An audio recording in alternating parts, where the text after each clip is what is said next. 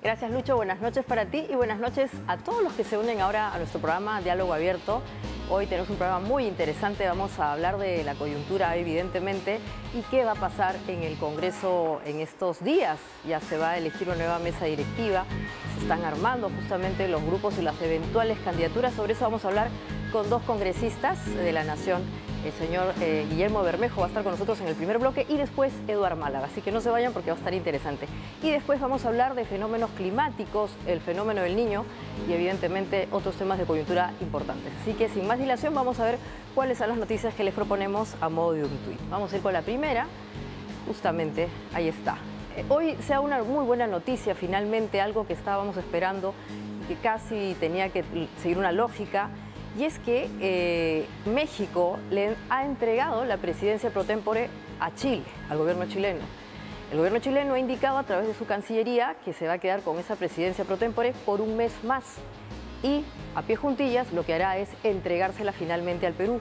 Por lo tanto, a partir del 1 de agosto, el Perú finalmente tendrá la presidencia pro tempore de la Alianza del Pacífico, este bloque tan importante que, a pesar del tema político, finalmente sigue caminando en sus transacciones internacionales y comerciales. Y bueno, como digo, finalmente con esta situación se regulariza el acuerdo y ojalá que para bien.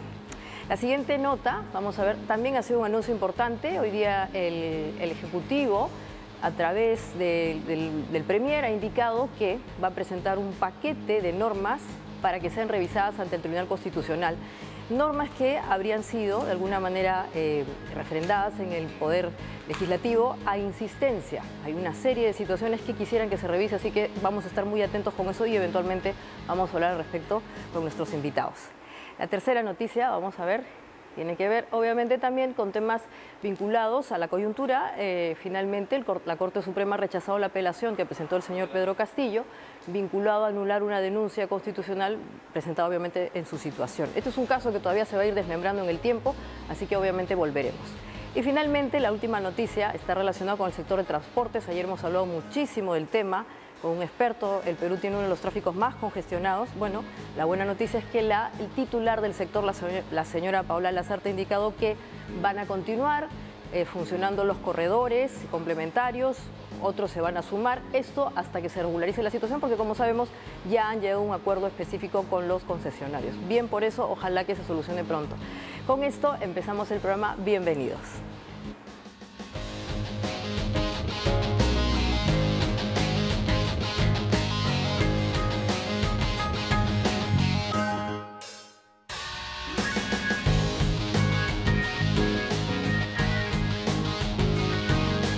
Muy bien, perfecto, muchas gracias por estar con nosotros. Vamos a empezar este primer diálogo abierto, como había indicado, con el señor Guillermo Bermejo. Él es congresista de la Nación por una coalición. A ver si nos ayuda, señor Bermejo, buenas noches.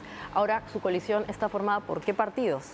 Bueno, el nombre de la bancada es Cambio Democrático Juntos por el Perú. Ahí están los que llegaron con Juntos por el Perú, ¿no? Está Raimundo, está Bazán, está Luque, está Chabelita, ¿no? Ya. Y bueno, los que estábamos en Perú Democrático, ¿no? Donde está Esmeralda, está Camiche, está Hamlet, estoy yo. Y bueno, el último jale de la bancada ha sido la congresista Susel, ¿no? Claro, y en total, ¿cuántas personas son ahora? Ya somos 10. 10. Sí, 10 congresistas. ¿Usted considera que es un número relevante como para poder ya establecer algún tipo de medida, reforma? Mira, sobre todo yo creo la calidad del equipo de la bancada me parece muy importante, ¿no? Creo que todos comunican muy bien, creo que todos tienen un nivel de representación tanto regional como político. Y además una bancada muy disciplinada, ¿no? Rara vez votamos cuestiones diferentes porque pueden haber puntos de vista, pero 9 de 10 votaciones son en un solo sentido, ¿no? Yo felicito eso porque de verdad a veces vemos pues que las mareas van cambiando y de acuerdo a pareceres cambian los votos. Nosotros no. Somos bastante disciplinados, sobre todo en los temas importantes. Claro, eso quiere decir que están más o menos alineados en lo importante. Seguramente habrán matices, pero digamos que en lo importante logran tener acuerdos. Sí, la verdad que sí. Además, con muchos nos conocemos, pues casi todos venimos de la izquierda, históricamente hablando, y sabemos, ¿no? la seriedad con lo que cada uno y la pasión misma que cada uno asume en las ramas que a uno le corresponde. Entonces hay mucha confianza en ese sentido, ¿no? Así que nos apoyamos mutuamente. La verdad que ha sido una suma no solamente numérica, ¿no? Sino de talentos y de gente que de verdad quiere mucho al país. Importante. Ahora, ya que está hablando usted de la izquierda y de que ha habido esta suerte de confluencia ahora en su nueva bancada, el señor Hernando Guerra García lo ha alabado, por decir de alguna manera, le ha mandado un piropo y ha dicho que usted podría ser un buen candidato para esta conformación de la mesa directiva que debe definirse pronto, y ha calificado su participación como de interesante. ¿Qué le supone eso? ¿Cómo podríamos definir que alguien de la derecha, que evidentemente él está en ese sector, califique a una persona como usted de la izquierda como interesante? No, tengo entendido que la pregunta fue variada, ¿no? Le preguntaron por varios actores del Congreso de la República y él mencionó mi nombre entre ellos. Yo vengo más interesado y lo he dicho a algunos colegas tuyos el día de ayer, me parece, que no es tanto quienes asuman la mesa directiva, sino la agenda que se va a plantear para el país. Ciertamente, estos meses que pasaron de fin de año para adelante han sido muy difíciles para el país. Tenemos 70 muertos en manifestaciones, más de 1000 heridos, tenemos una situación económica que no es la mejor. Ayer el diario El Comercio mencionaba que las inversiones mineras se han retraído en más de 19%. Y es elemental entender que derechos humanos y economía no van por cuerdas separadas. Y los que saben algo de economía y han viajado por el mundo lo conocen mejor que cualquiera de nosotros. Y el Congreso de la República, ¿cuál va a ser su participación en resolver los problemas álgidos que tiene el país? La baja aprobación del Congreso de la República, Maite, yo lo siento porque no asumimos los retos de la población. Ayer di 2 ejemplos que creo que también merecen conversarlos hoy. Narcotráfico. Salieron nuevamente las cifras de narcotráfico. Un año más venimos perdiendo esa batalla. Se siguen multiplicando las hectáreas de coca, se sigue multiplicando la producción de cocaína. ¿Qué cuesta sentarse con los países cooperantes a definir una nueva estrategia de lucha contra las drogas? ¿Qué ha hecho el Congreso hasta el día de hoy para entender esa realidad que abruma a 300.000 familias agricultoras, pero a millones de peruanos y a millones en el mundo? La gente siente que el Congreso de la República no está participando de eso. Minería informal. Para dar 2 ejemplos nomás, como te decía, 400.000 familias dedicadas a la minería informal. ¿Qué cosas ha sacado el Congreso de la República? Ya para no hablar del Ejecutivo, pues solamente para hablar de nuestra cancha, ¿no? En esa materia. El Perú no certifica ni siquiera el oro. Es el 8º productor de oro en el mundo y no certificamos el oro en el país. Países que no producen oro certifican oro. Creo que tú lo conoces bastante bien. Y nosotros no lo hacemos. Entonces, mira, ahí nomás hay un bloque de más de 700.000 familias que cuando voltean y miran al Congreso de la República dicen, esta gente no está haciendo nada por nosotros. Entonces, no solamente la tragedia que hemos pasado de diciembre para acá, la inacción de la Fiscalía, la inacción del Poder Judicial, colegas tuyos han demostrado hasta el cansancio evidencias que ameritan que las investigaciones vayan a una velocidad diferente a la que va ahora. Y el Congreso de la República tiene una comisión que no termina de instalar para la investigación de los sucesos de diciembre, enero y febrero. Entonces, yo digo, ¿no es cierto? Puede sonar muy bonito y puede sonar muy halagador que uno lo mencionen como posibilidad de una mesa directiva, pero ¿qué agenda vamos a llevar? Porque si va a ser para lo de siempre, para jugar en función a la fuerza de los votos, pues realmente no va a ser más de lo mismo, ¿no? Claro, la palabra interesante a mí me parecía relevante porque podría interpretarse como alguien que califica positivamente la gestión de personajes como usted, también ha mencionado el señor Cerrón, en fin, personas que vienen de la otra ala, pero que eventualmente podrían ayudar a tender puentes, porque en efecto su análisis, que yo interpreto como una autocrítica, es muy realista. El Parlamento es la institución que en este momento goza de la menor credibilidad y popularidad y evidentemente eso como parte de esa institución le tiene que llamar a una reflexión. Incluso, Maite, mira, han habido temas polémicos. Nosotros hemos votado en contra, por ejemplo, del tema de la colaboración eficaz. Y ojo, yo he pedido que se haga un debate un poquito más profundo, que se abra la puerta al debate, porque hay casos donde evidentemente por la complejidad de los casos tú necesitas que la colaboración eficaz tenga un plazo mucho más largo, ¿no? Como son los de ahora que se aumentan los plazos. Pero hay casos que también pues, no ameritan a que supuestos colaboradores eficaces sigan pues, teniendo esa calidad y que la prensa en muchos casos la utiliza para mellar honores. Pero por el apuro del Congreso de la República en aprobar una ley de esa naturaleza, ¿qué queda en la retina del ciudadano? En la retina del ciudadano queda que es una ley pro impunidad. ¿Qué costó traer jurisconsultos? ¿Qué costó traer expertos en la materia? ¿Qué costó hacer un evento donde la ciudadanía pueda entender qué cosa es lo que se plantea? Porque podrán decir la mayoría, seguro han votado por la impunidad, pero algunos seguro que no. Hay muchos conocedores de la materia del derecho que están en el Congreso y que su lectura es diferente, pero por el apuro se hizo. Igual pasa con la bicameralidad.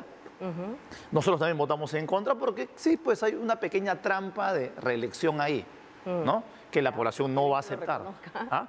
Qué bien que lo reconozca. Pero no, pero nosotros a la hora de votar lo dijimos, ¿no? O sea, no es justo que se plantee que para ser senador hay que ser, anteriormente haya que ser congresista. Borra eso y como que queda un poco más plano. Pero, y eso perjudica el fondo del asunto. Si todos estamos de acuerdo con que el Congreso muchas veces, o los congresos en la historia del Perú, han actuado como les da la gana, por la fuerza de los votos, por arreglos políticos, qué bueno sería tener un Senado que controle ese Congreso de la República. Para que no pase lo que va... Tú leías una noticia hace un rato, ¿no?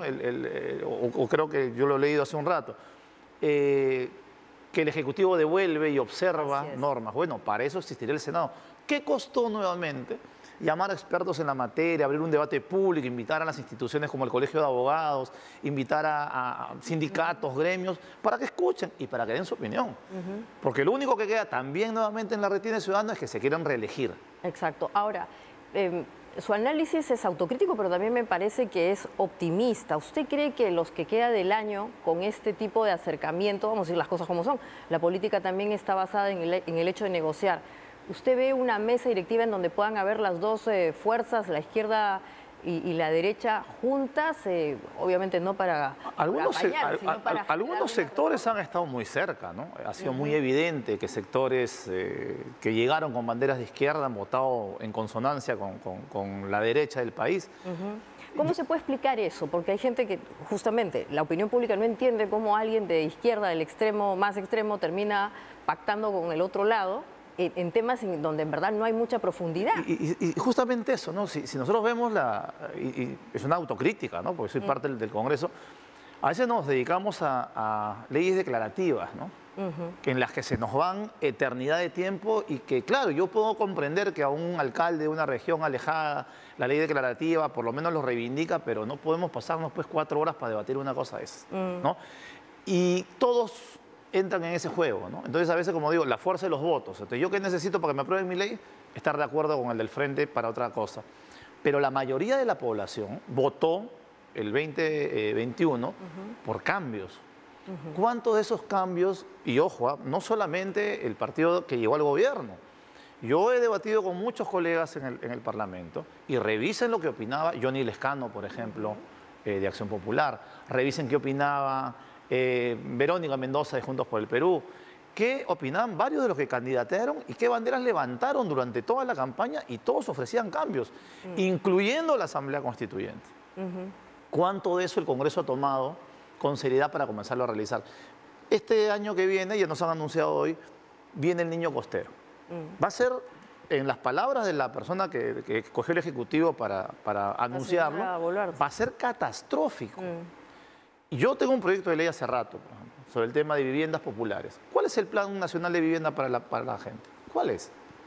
No existe. Tenemos un abandono en materia de esa naturaleza. Que además es un sector que lamentablemente ha estado muy golpeado también por los casos de corrupción que han aparecido, ¿no es cierto? Entonces, ahora hablar de vivienda social está manchado por este tema que seguramente habrá que retomar. Para cerrar, ¿cuáles son sus expectativas entonces de este Congreso hacia final de año? ¿Usted cree que va a mejorar la percepción, que van a hacer un esfuerzo especial, interesante, para usar los términos del señor Guerra García? Yo he hablado con todos los sectores del Parlamento en los mejores términos, ¿no? Y les he explicado esto que te estoy explicando ahora públicamente, se los he dicho personalmente. O sea, nosotros necesitamos que al margen de personas, obviamente mi corazón pues siempre va a pretender que sea la izquierda, la centroizquierda, la que pueda llegar a la mesa directiva, ¿no? Pero si no fuese así, más allá de las personas, si este Congreso quiere reivindicarse, en parte aunque sea con la población, lo mínimo que tiene que hacer es activar, por ejemplo, esta comisión que te digo para investigar la masacre que hemos sufrido de diciembre, enero y febrero. Y segundo, ver temas de importancia, vivienda, ver este tema del narcotráfico, ver el tema de la minería. De reactivación de la minería. Porque mira, no podemos seguir gastando dinero inútilmente. El Perú se gasta 250 millones de dólares por año en lucha contra el narcotráfico y en menos de 5 años hemos triplicado la producción. En menos de 15 años hemos multiplicado por 10 la producción. Es decir, necesitamos sentarnos con Estados Unidos, con la Comunidad Europea, sentarnos y decir, miren muchachos, esto no está funcionando.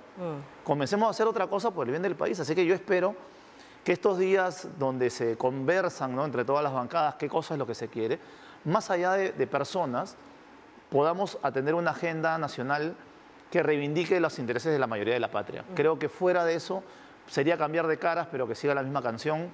Y eso no le hace bien al país, ¿eh? No le hace bien al país. No, porque además, como bien ha indicado, y además me parece importante que también ambos extremos estén de acuerdo en que hay que movilizar el tema económico. El Perú está en su peor momento económico, los índices de pobreza son altísimos, la vulnerabilidad es enorme. Entonces, y te decía porque una mano al pecho hay que hacer y te decía porque como derechos humanos y economía van de la mano, y algunos tienen que entenderlo, que el Congreso active la comisión, ¿no?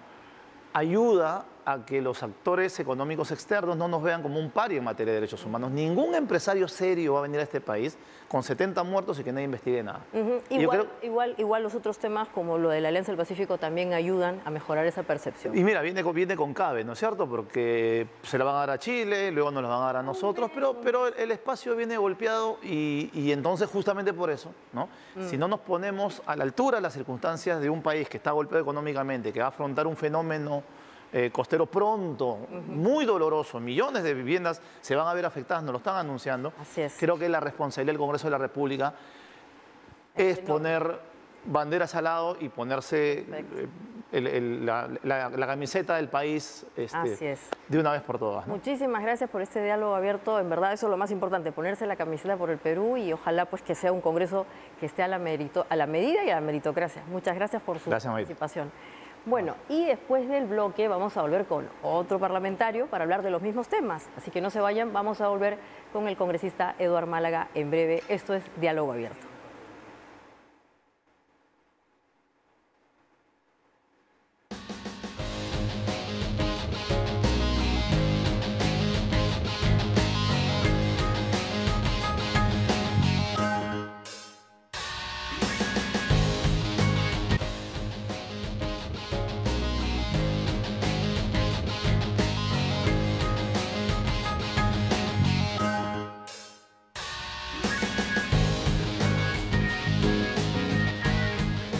Muy bien, gracias por estar con nosotros y ahora estamos con el congresista Eduardo Málaga. Él es un congresista no agrupado. Va a contarnos un poco qué significa eso y si es posible hacer mucho con esa situación. Buenas noches, Eduardo. Gracias por estar con nosotros en Diálogo Abierto. Un gusto, Maite. Después de tanto tiempo volver a verte. Gracias por la invitación. A ti. ¿Qué significa ser un congresista no agrupado en un congreso tan complicado como el del Perú? ¿Es posible hacer cosas, Eduardo? Aunque no lo creas, termina siendo ventajoso. Ajá. Justamente por la polarización que existe, ¿no es cierto?, que hace que muchas veces si vienes de un lado, el otro lado se oponga solamente porque vienes de ese lado y no porque la idea sea mala. Entonces hay un anti entre los dos extremos que no ayuda, ¿no? No ayuda a sacar el bien común adelante. Y la otra ventaja es que como nuestra clase política está tan venida menos, también los partidos son parte de ese desprestigio. Entonces, pertenecer a un partido o una bancada te trae automáticamente un pasivo político, que es algo que pasa también cuando decides postular. En el caso mío, cuando decido postular y soy invitado por el Partido Morado, ya tomar solamente esa decisión, hubiera pasado con cualquier partido, significa que te van a atacar por ir a ese partido. Ahora, en el Congreso, imagínate, ser parte de una bancada no solamente te limita en ese sentido, sino que además, porque tratan de ser orgánicos todos, muchas veces las decisiones se toman en bloque. Y muchas veces, lamentablemente, esas decisiones en bloques no son necesariamente las más idóneas, las mejor pensadas o las más objetivamente analizadas. Así que yo creo que ser no agrupado en este periodo tan convulso de los 2 primeros años ha sido más bien una ventaja para mí. Me ha dado mucha libertad. Sin esa libertad no hubiera podido promover la 3ª moción de vacancia. Sin esa libertad no hubiera podido oponerme a la ministra de Salud, que estaba haciendo un lamentable trabajo, a la exministra en el caso de la epidemia del dengue, cuando había bancadas que no podían porque no se lo permitían sus partidos, yo sí tenía la libertad de hacerlo. Entonces, si bien por supuesto, es muy duro estar solo, es muy duro no tener el apoyo de un equipo de bancada, de tener voceros, de poder presentar tus proyectos y que los prioricen rápidamente. Tienes esta otra libertad de acción política. Claro, ahora, se viene esta elección de una nueva mesa directiva. ¿Tú tienes alguna expectativa? Acá anteriormente el congresista Bermejo era optimista, pensaba que iba a haber esta suerte de puente entre los dos extremos para tratar de ir a los temas trascendentes. ¿Tú crees que eso va a pasar o nos vamos a quedar otra vez en las cosas, en los pequeños detalles, en las agendas menudas y no en verdad sacar los temas nacionales? A ver, en primer lugar, creo que hablar de extremos ya no es tan preciso en este momento. Yo creo que, porque muchas veces se juntan para muchas cosas, entonces extremos son rivales políticos, son rivales encarnizados. Tú dirías que ya están pero ideológicamente no hay una definición tan clara, como no la hay en muchos de los partidos. Me estoy yendo un poquito por las ramas, pero quiero agregar eso. Cuando éramos niños, habían 3, 4, 5 partidos muy identificables, no solo por los rostros, sino por las ideologías y las posturas políticas. Hoy tenemos 10, 15, 20 partidos y nadie sabe exactamente quién va por qué, porque son culto a la personalidad, son defensa de intereses privados, particulares. Entonces el elector sufre por eso y el concepto que tienes tú de quiénes son los extremos también se diluye un poco en esa invisibilidad de identidad política. Ahora, en cuanto a la elección de la mesa, yo creo, Maite, que eso depende de nosotros, depende de los oyentes, de la gente que nos mira, depende de los medios, porque nosotros tendríamos que crear esa conciencia de que la mesa directiva del Congreso no solamente debe ser un espacio de demostración de fuerza, es decir, yo llego a la mesa política, entonces impongo mis prioridades, demuestro cómo quiero que la agenda se maneje, etcétera, etcétera. O sea, una instancia de control político, sino que, si me preguntas ya ahora sí a mí, mi percepción de la mesa, mi ideal, y lo que voy a seguir proponiendo hasta que se me acabe esto, es que quienes llegan a la mesa directiva deberían llegar con una propuesta, una suerte de plan de gobierno. Claro. ¿Cuál es su visión del Congreso? ¿Cómo va a trabajar el Congreso? ¿Cómo va a manejarse el tema de las comisiones? ¿Va a proponer cambios al reglamento para que no pasen cosas tan insensatas como pasan siempre? Vamos a tener un ordenamiento en los horarios, en el régimen de trabajo, que no se voten cosas a la medianoche, que no te pasen un dictamen recién publicado hace media hora. ¿Y eso es posible controlarlo desde la ciudadanía? Porque te escucho y coincido contigo y seguramente todos los que nos están viendo también. ¿Hay forma de poder hacer un control y solicitar, por ejemplo, eso a los próximos candidatos a esa mesa directiva? Yo creo que sí, porque la representación de la ciudadanía a través del congresista no solamente pasa porque el congresista camine por la calle, se encuentre con una manifestación y diga, uy, he recogido la voz del pueblo, ¿no? También los congresistas tenemos esa atribución y esa obligación de escuchar reclamos escritos que nos hagan llegar. Todos los colectivos, gremios, personas individuales, cualquier ciudadano puede enviar una carta, puede enviar un oficio al congresista diciendo, estoy preocupado, quiero que defienda este interés, o somos un grupo de, no sé, pobladores, ciudadanos de tal lugar, y nos interesa que la mesa del Congreso sea manejada, por favor, haga llegar esta iniciativa. Sé que suena un poco idealista, pero si practicáramos esto de una manera consecuente, ¿no? Y recurrente tal vez, porque ahora no creo que se va a dar mucho la posibilidad. Claro, y con plena conciencia que es nuestro derecho ciudadano pedir y exigir eso, yo creo que sí ayudaría a cambiar las cosas. Ahora, dentro del Parlamento, por lo menos yo, que estoy seguro que también algunos colegas más, intentaremos de que también se levante un poco el concepto de meritocracia e idoneidad para el cargo. O sea, si tú te sientas como primer vicepresidente o como presidente del Congreso, no debe ser solamente porque tienes el apoyo y los votos, debe ser porque sabes qué vas a hacer con el Congreso, sabes cómo lo vas a manejar, sabes cómo vas a defender la institucionalidad, eso es clave. Mucha gente está descontenta con el Congreso, eso es normal, piden que se cierre. Eso se entiende, pero al mismo tiempo no puede ser que cada año y medio, 2 años que no nos gusta algo, pedimos que se lo tumbe. Entonces, lamentablemente, hay que tratar de hacer tortillas con los huevos que tenemos, ¿no? Tenemos que lograr volver a ese ciclo de gobernabilidad de cada 5 años y los problemas que tengamos institucionales, tratar de solucionarlo desde adentro. Que haya instrumentos. Ahora, ¿cuál es esa agenda más trascendente, Eduardo? El señor Bermejo ha hablado de la minería, le preocupa la minería, le preocupa el narcotráfico, me parece estupendo. Ha tratado de hacer un equilibrio entre lo económico y lo social. ¿Cuáles son las banderas que a ti te parece que hay que empezar a impulsar? Tú fuiste uno de los candidatos que entró con un discurso moderno, el tema de la ciencia, la tecnología, y eso se quedó ahí encantado. No se quedó ahí. Ahora te voy a contar. A ver. Bueno, yo quiero hacer la distinción también de de las propuestas políticas que se ven en campañas, ¿no? Y en todas las campañas vas a oír hablar del modelo económico, de la nueva constitución, de obviamente salud, educación, trabajo, bueno, con Lea Bermejo, minería, narcotráfico, pero no hoy es una propuesta que se diferencie por temas a los que nadie le presta atención y que son vitales para el desarrollo del país, como la ciencia y la tecnología, que lo hemos hablado personalmente muchas veces, pero también el tema de la cultura, Maite. La cultura es un camino, un instrumento hacia la identidad cultural, hacia el orgullo y también hacia el desarrollo económico, hacia el turismo, hacia la creación de trabajo y valor que no se aprecia. La cultura, el empleo presupuestal de cultura es el más bajo de todos los sectores. De ciencia, ¿qué te digo? Es 5 veces más bajo todavía que el de cultura. La bandera ambiental, lamentablemente, se ha ideologizado. Mucha gente piensa que los activistas ambientales son de izquierda, necesariamente. Eso tampoco debe ser así. Bueno, en el mundo fue así, ¿no? Del rojo pasaron al verde y así, o sea, así es, pero internacionalmente hoy en día, ¿no? Hoy en día, colores aparte, Perú es uno de los 5 países más afectados por el cambio climático y tenemos una obligación que defender. Y de la humanidad, porque la Amazonía no es solamente el Perú, es del mundo. El océano, los glaciares tropicales, la diversidad biológica, en fin. Entonces, ¿por qué me voy por estas ramas, dirás tú? ¿Por qué me está hablando de estos temas? Porque esos son los temas, como dices tú, que me han diferenciado. Yo me he preocupado mucho de tratar de sacar adelante iniciativas desde la Comisión de Ciencia, por ejemplo, para lo que es la diplomacia científica, el hecho de que de relaciones exteriores tengas una vinculación con la academia, los investigadores, de manera que el gobierno tenga acceso rápido a ciertas soluciones. Un logro que sí puedo destacar, a pesar de ser no agrupado y no tener bancada, es que hemos logrado en 1 año y medio que se cree oficialmente, el presidente Williams lo anunció, el área de asesoramiento científico al Parlamento. Con ello, el Perú es el primer Parlamento de Latinoamérica que tiene este órgano exclusivamente dedicado a eso. En Chile hay algo parecido, pero no está directamente relacionado a ciencia solamente. ¿Qué pasa con eso?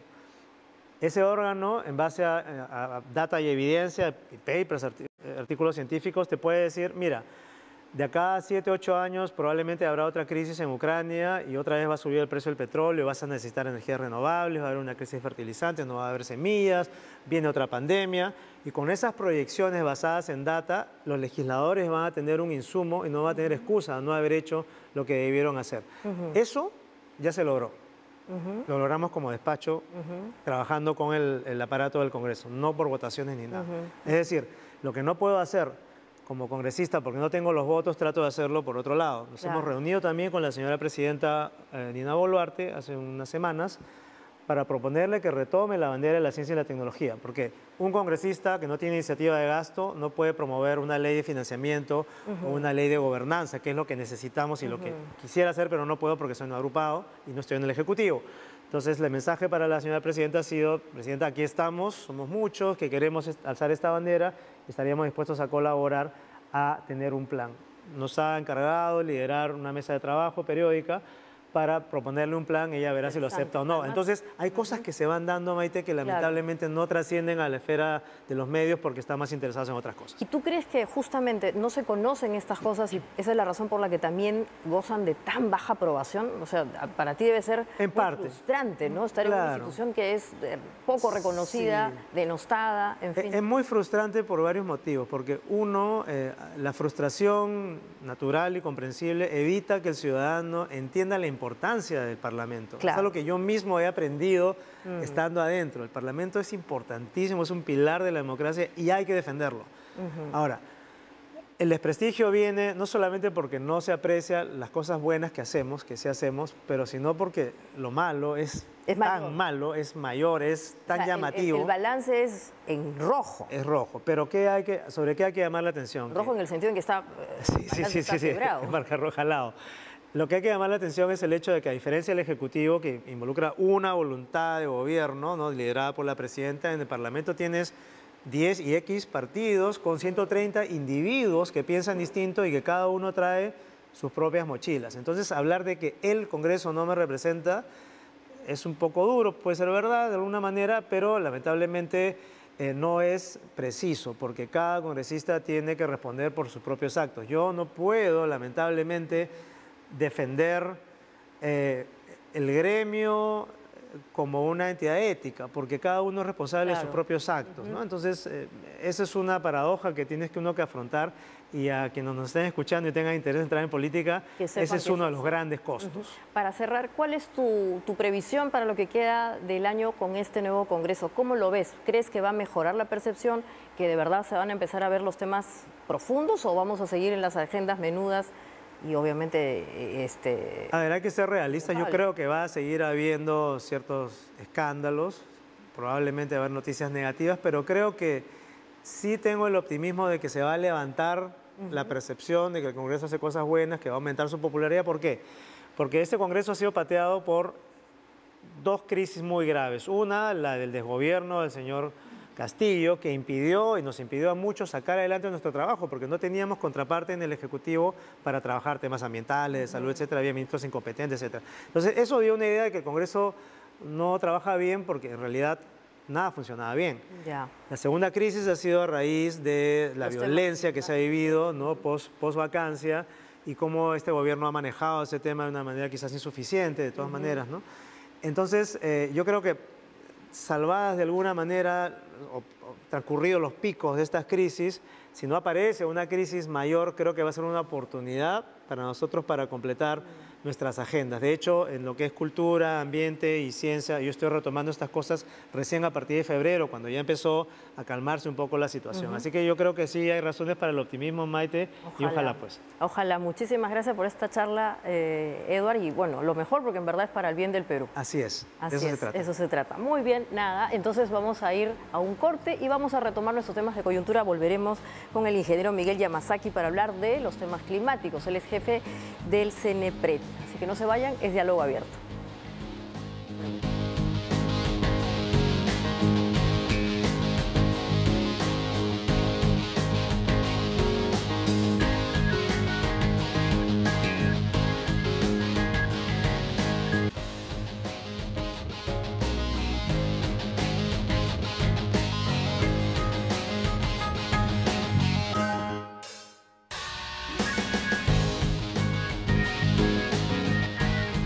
Muy bien, gracias por estar con nosotros. Vamos a hablar ahora de prevención de desastres.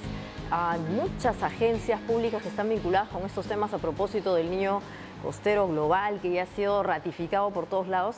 Hemos invitado al ingeniero Miguel Yamasaki, él es jefe del CENEPRED, para que nos explique un poquito más cuál es el rol de esta entidad y cómo es que podemos adelantarnos a los hechos. Buenas noches, ingeniero. ¿Cómo estás? Un gusto, Maite. ¿El CENEPRED qué exactamente es? ¿Es una entidad de técnica que colabora con qué nivel de gobierno? A ver, el CENEPRED es parte del Sistema Nacional de Gestión de Riesgo de Desastres conjuntamente con el INDECI, Ajá. ¿no? Sino que es una organización que se crea mucho después, en el año 2011. Y justamente se crea con la función de fortalecer la prevención, la reducción del riesgo, la corrección, para que no vuelva a suceder lo mismo, ¿no? Pero hace ya casi 11 años de creación del CENEPRED, todavía hay enormes desafíos que tenemos que vencer. Uno de ellos es la cultura de prevención tan débil que existe en la población. En la población y en las autoridades, ¿no? No estamos acostumbrados a ser preventivos, nos hemos acostumbrado a ser más reactivos. Y lo podemos ver en todos los aspectos de la vida, en el peruano. No estamos acostumbrados al último momento, a esperar lo último. Cuando la razón fundamental de la creación de esta entidad era justamente la prevención, fortalecer la prevención, reducir los riesgos. Nosotros acompañamos, hacemos acompañamiento de asistencia técnica en los 3 niveles de gobierno y en los sectores también, a través de la implementación de los planes de prevención y reducción de riesgos, de la determinación de los niveles de riesgos. O sea, cada alcalde debe saber cuáles son los lugares de riesgo y qué trabajos debe realizar para reducir el riesgo, de manera que cuando llegue el fenómeno no ocurran los desastres, ¿no? Ahora tenemos un escenario particular, y es que ya se ha declarado la emergencia que se viene con el Niño Global Costero. El tiempo es muy corto. En esta situación ya no hay mucho que prevenir, hay que actuar. ¿Cuál es la agenda del CENEPRED? Realmente tenemos una ventana de tiempo muy corta. El gobierno creo que ha dado un paso acertado con la creación de una fuerza de tarea multisectorial que se creó básicamente para poder apoyar la respuesta a Yaku y al periodo de lluvias de este verano, pero que ha continuado su trabajo y ahora está encargado de dirigir los trabajos en esta emergencia de nivel 5 con miras a priorizar los trabajos de prevención. Realmente trabajos de prevención ya no se van a poder hacer. Los trabajos de prevención demandan mucho tiempo atrás. Lo que está haciendo básicamente son trabajos de reducción de riesgos.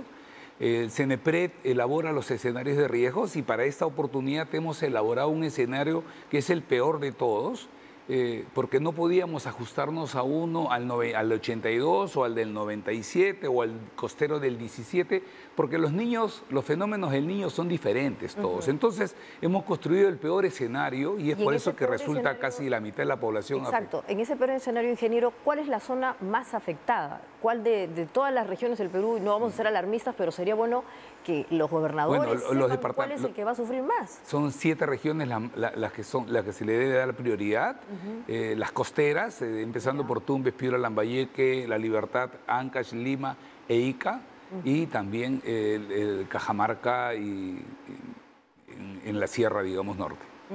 O sea, casi todo el litoral del Perú prácticamente va a sufrir. Es que es la zona donde más se ve afectada, ¿no? Los fenómenos del niño.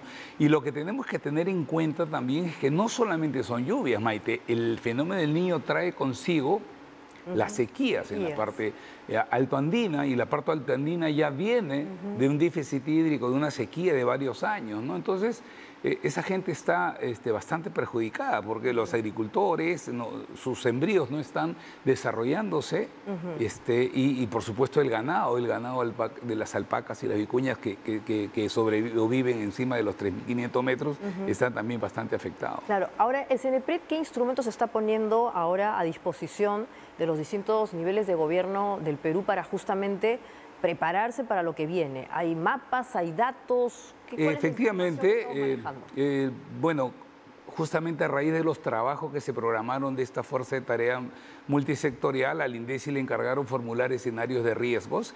Hemos terminado hoy el primer paquete de escenarios de riesgos. Esta vez, antes lo hacíamos con un carácter nacional, más general, pero ahora lo estamos haciendo por cuencas. Ya hemos terminado el primer paquete, como le digo, y justamente la próxima semana debo estar viajando a Tumbes, al norte del Perú, a hacer entrega de estos escenarios y darles unas charlas técnicas a los gobernadores regionales, ¿no? En estos instrumentos técnicos les va a permitir priorizar los trabajos, aunque el trabajo está coordinado, porque el trabajo realmente es un trabajo multisectorial, ¿no? Está trabajando vivienda, el Ministerio de Defensa, la Autoridad de Reconstrucción con Cambios.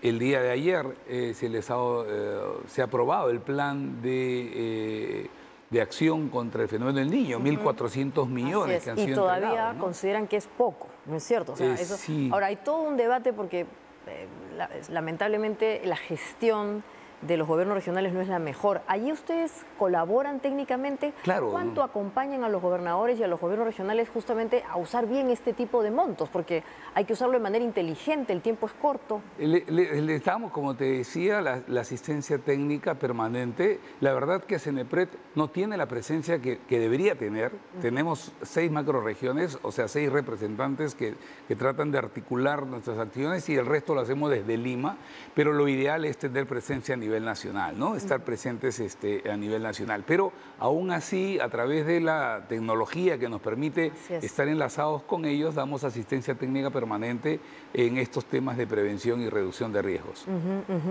Ok, y entonces su relación, nos decía antes de la entrevista, con la ciudadanía todavía es un poco de incomprensión, no terminan de entender que es importante prevenir, y bueno, estamos en una situación en la cual ya hay que apurar el paso porque la urgencia está encima. Sí, ¿Qué hay que hacer para corregir esto? Sobre todo porque el gran liderazgo va a recaer en los gobiernos regionales y en sus gobernadores. El tiempo, ¿qué tenemos que priorizar? Sí, pues hay 2 problemas bien grandes, Maite. El débil conocimiento del peligro de las personas. Las personas si supieran que vivir al costado de un río representa para ellos un riesgo enorme, no lo harían. Entonces, ¿por qué conviven ahí? Bueno, ahí es un tema social, el tema de ocupaciones de zonas de muy alto riesgo que no deberían de ser ocupadas por la población. Hay dos componentes, uno es el desconocimiento y el otro la necesidad, ¿no? Porque este es un tema social complejo. Y por otro lado también las autoridades, pues, ¿no? Las autoridades tienen que poner mano dura. Claro, hay un dato importante. Mire, en abril solo el 1% de autoridades había descargado un informe de riesgos que ustedes solicitaban se complete. Esto es alarmante, ¿no? Ese es alarmante. ¿Y esto sí, por qué se da? ¿Por desconocimiento? Mire, bueno, ¿por desidia? ¿Por temas técnicos? El internet no llega, no saben abrir un correo esta fue una situación especial, ¿no? Porque el fenómeno llegó este verano, no se esperaba, veníamos de 3 años de tener el fenómeno de la niña, el ciclo frío del niño. El mar estaba frío y de pronto en enero comenzaron las lluvias. Entonces coincidió con las nuevas autoridades, eran nuevos alcaldes que recién entraban con total inexperiencia en el tema del manejo de la gestión de riesgos. Y veníamos también de 3 años de pandemia, en donde se había hecho un descuido total de los drenes, de la limpieza de los cauces, de los ríos, etcétera. Entonces todo confluyó y bueno, lamentablemente pasó lo que pasó, ¿no? Pero definitivamente hay un poco compromiso de las autoridades locales en temas de prevención, de verdad que sí, porque lo que acabas de mencionar es evidente, ¿no? Nosotros habíamos formulado escenarios de riesgos y los distribuimos, porque es la única manera que tenemos por ahora de hacerles llegar a cada uno de ellos, ¿no? Hacemos seguimiento para ver quién lo leyó y quién no lo leyó, y es por eso que Contraloría sacó esas cifras, ¿no? Entonces era realmente preocupante eso. Esta situación ha cambiado, porque ya los alcaldes han comprendido la necesidad de consultar con estos instrumentos técnicos y ahora tenemos una mejor performance, ¿no? Esperemos que con miras a lo que pueda venir el próximo año, estos resultados no sean los mismos. Claro, ahora para cerrar, es evidente que el Perú va a seguir teniendo estos ciclos, el fenómeno del niño es histórico, es endémico, vamos a usar ese término.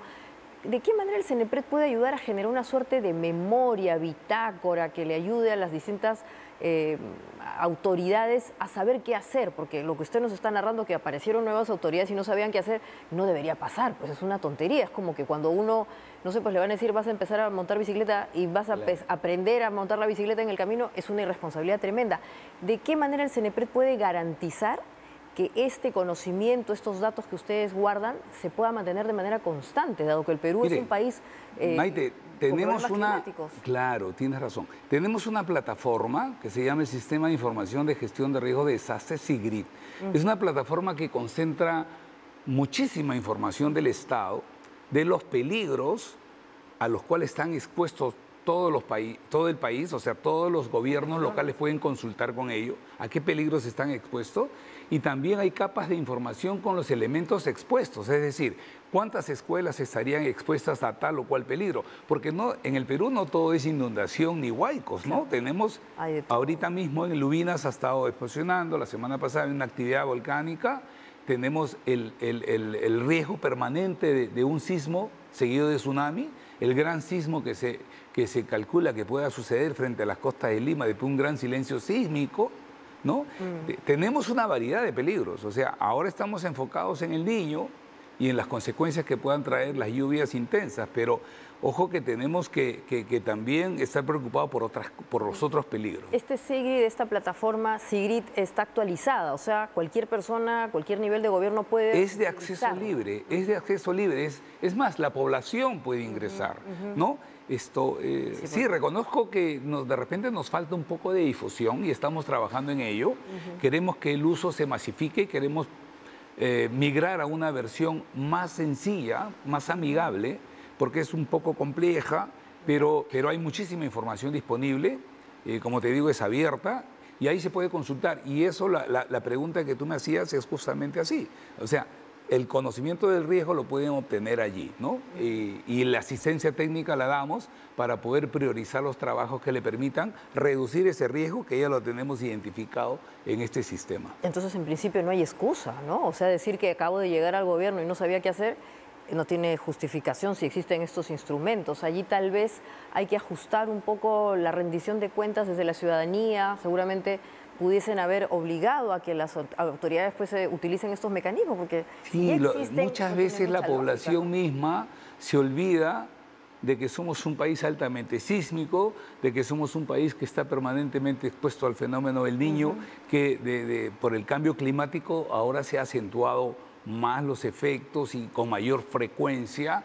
Nos olvidamos los peruanos, porque van a pasar 3 años y nos olvidamos de este niño que pasó. Ojalá que no, y en verdad Ojalá con que estos no. instrumentos... Ojalá que no, es la gran responsabilidad y desafío que tenemos, ¿no? Las Exactamente. instituciones del Estado. Muchas gracias por su participación en el programa, ingeniero, y bueno, siempre este es un espacio para poder conocer más del CENEPRED y obviamente de los instrumentos que Muchas tienen gracias por la invitación. Gracias. Muchas gracias. Encantado. Muy bien, vamos a volver después del bloque para hablar con Alfredo Torres acerca de, hoy día se ha celebrado, dicho sea de paso, el Día del Orgullo LGTB. ¿Eso qué significa para un país como el Perú? ¿Cuánto nos hemos acercado a esas poblaciones? Bueno, sobre eso vamos a hablar con él después del bloque de comerciales. Así que no se vayan, ya volvemos en Diálogo Abierto.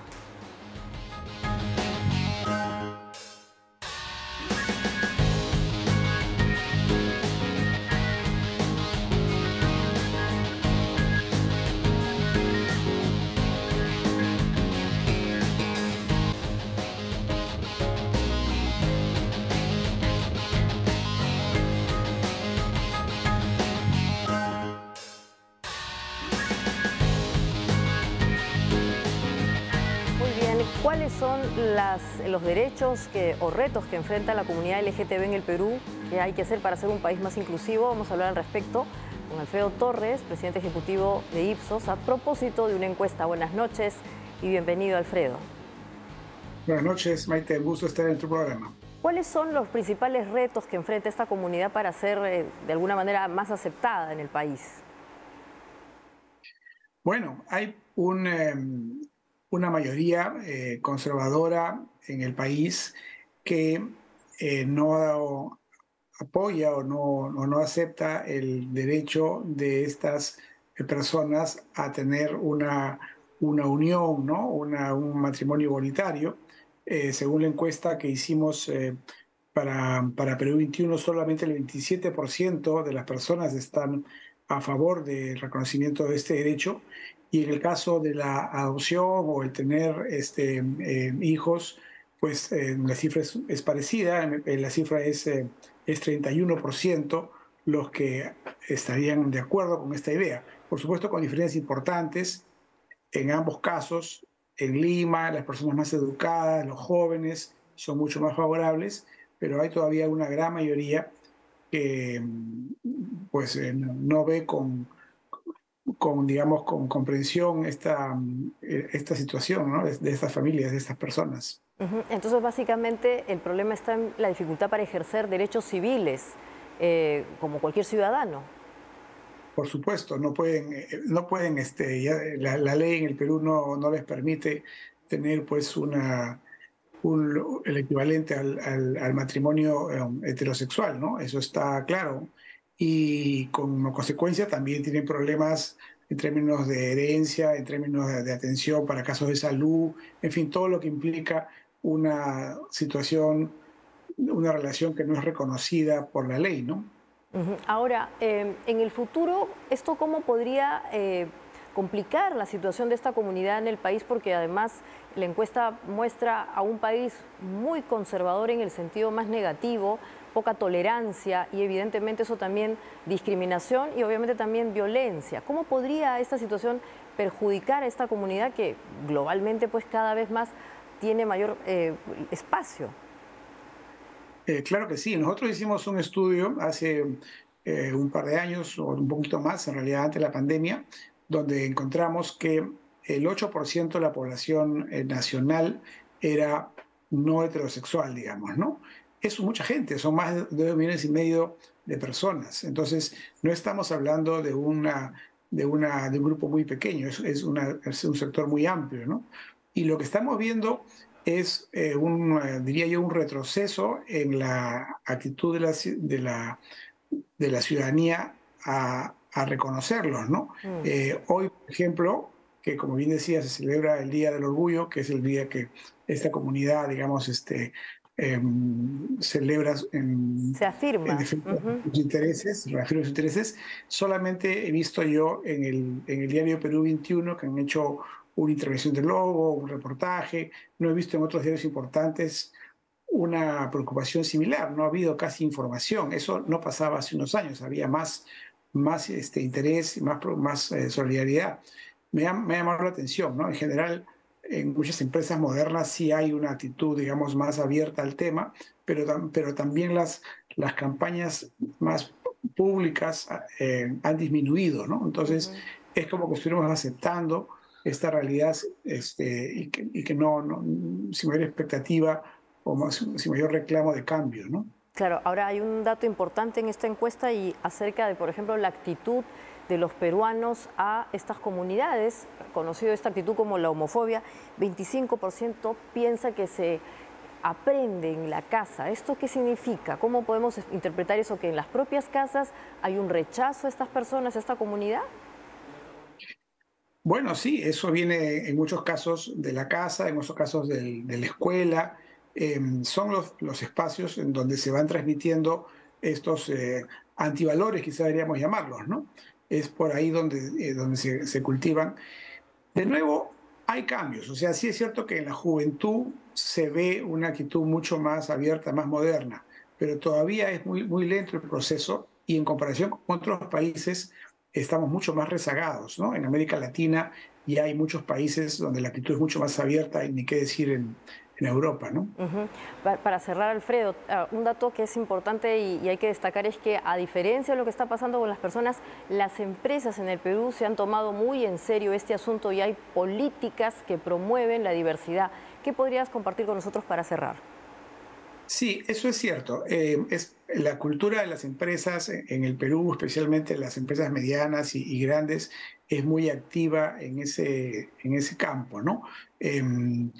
Hay políticas muy claras para promover la diversidad y asumir incluso que esto puede ser beneficioso, la diversidad en todos los sentidos para la cultura empresarial, ¿no? Para pensar de manera más creativa, siempre es bueno conocer todos los ángulos. Lo que no vemos en el Estado, ¿no? O sea, aquí el problema es que lo que está ocurriendo en el mundo privado, que está más en línea con las tendencias globales, no se ve la misma actitud en el Estado, y el Estado llega a todo el país, ¿no? Y el Estado es lo que en la educación es el espacio donde debería empezar a cambiar esto en cada distrito del país, ¿no? Muchísimas gracias, Alfredo, por compartir con nosotros estas ideas y con esto celebrar pues esa comunidad el día de hoy. Y contigo despedimos el programa, nos vemos mañana con todos ustedes. Si les gustó, like. Hasta mañana.